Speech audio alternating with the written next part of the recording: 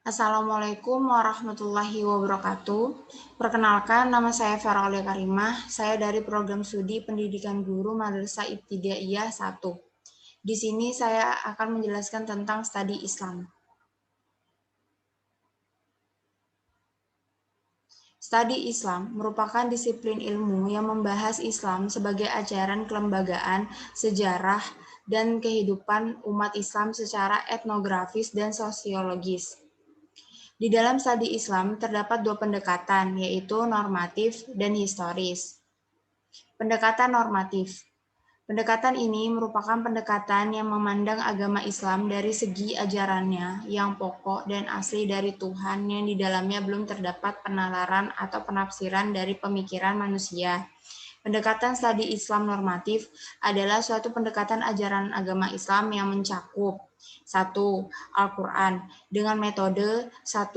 Tahlili, ijmali, muqarin, ma'udu. 2. Sunnah Nabi dengan metode tahrijul hadis.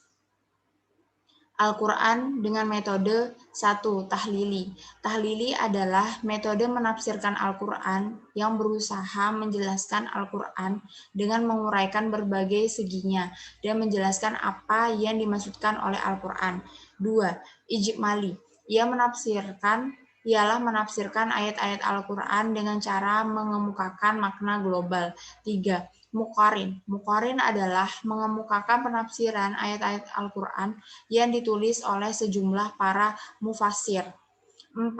Ma'uddu'i, yaitu menghimpun ayat-ayat Al-Quran yang mempunyai maksud yang sama-sama membicarakan satu topik masalah dan menyusunnya berdasar kronologi sebab turunnya ayat tersebut atau asbabun nuzul tersebut. Sunnah Nabi dan metode. Tahrijul hadis. Tahrij hadis adalah usaha menemukan matan dan sanad hadis secara lengkap dari sumber-sumbernya yang asli, yang dari situ akan bisa diketahui kualitas suatu hadis baik secara langsung karena sudah disebutkan oleh kolektornya maupun melalui penelitian selanjutnya. Pendekatan historis. Pendekatan historis atau sejarah yaitu upaya memahami agama dengan menumbuhkan perenungan untuk memperoleh hikmah dengan cara mempelajari sejarah nilai-nilai Islam yang berisikan kisah dan perumpamaan. Pendekatan historis meliputi 1. Penafsiran, pemikiran ijma atau ijtihad, institusi keagamaan, pengamalan, fikih, tasawuf, filsafat, kalam, dan Islam kontemporer. Penafsiran adalah proses, cara, perbuatan menafsirkan, upaya untuk menjelaskan arti sesuatu yang kurang jelas. Ijtihad adalah sebuah usaha yang sungguh-sungguh yang sebenarnya dilaksanakan oleh siapa saja yang sudah berusaha mencari ilmu untuk memutuskan suatu perkara yang tidak dibahas dalam Al-Quran maupun hadis dengan syarat menggunakan akal dan pertimbangan matang. Institusi agama atau lembaga keagamaan adalah organisasi yang dibentuk oleh umat beragama dengan maksud untuk memajukan kepentingan keagamaan umat yang bersangkutan di dalam kehidupan bermasyarakat, berbangsa, dan bernegara. Pengamalan, fikih, tasawuf, filsafat, dan kalam, Islam kontemporer adalah pemikiran Islam yang berkembang pada masa modern atau abad ke-19 hingga sampai saat ini. Islam kontemporer ini juga mempunyai sampel yaitu teori hudud dan teori pribumisasi. Teori hudud adalah teori batas hukum yang mana bahwa menurut teorinya perintah Allah yang diungkapkan di dalam Al-Quran dan Sunnah terutama mengenai hukum mengandung batas maksimal dan minimal.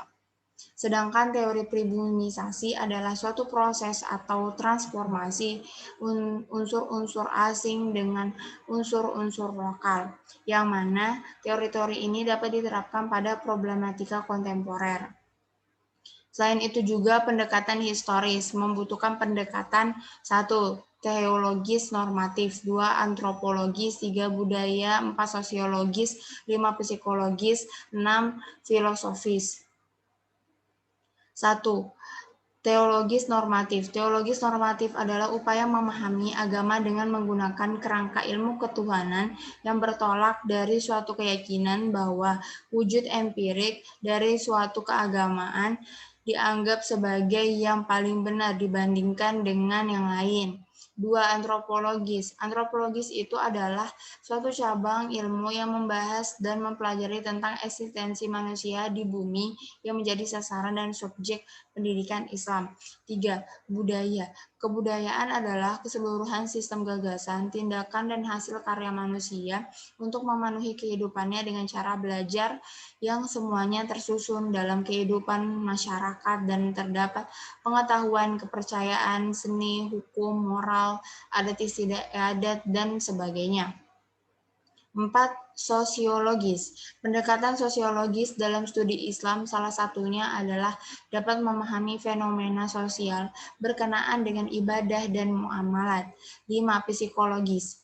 Psikologi adalah sebuah istilah yang dipergunakan untuk merujuk bentukan halus dalam diri manusia yang tidak terlihat dan hanya dapat dirasakan. 6. Filosofis. Pendekatan filosofis dalam studi agama berusaha mencari penjelasan dari konsep-konsep ajaran agama dengan cara memeriksa dan menemukan sistem nalar yang dapat dipahami manusia. Mungkin itu saja yang dapat saya sampaikan. Saya mohon maaf apabila ada salah kata dan kehilapan. Wassalamualaikum warahmatullahi wabarakatuh.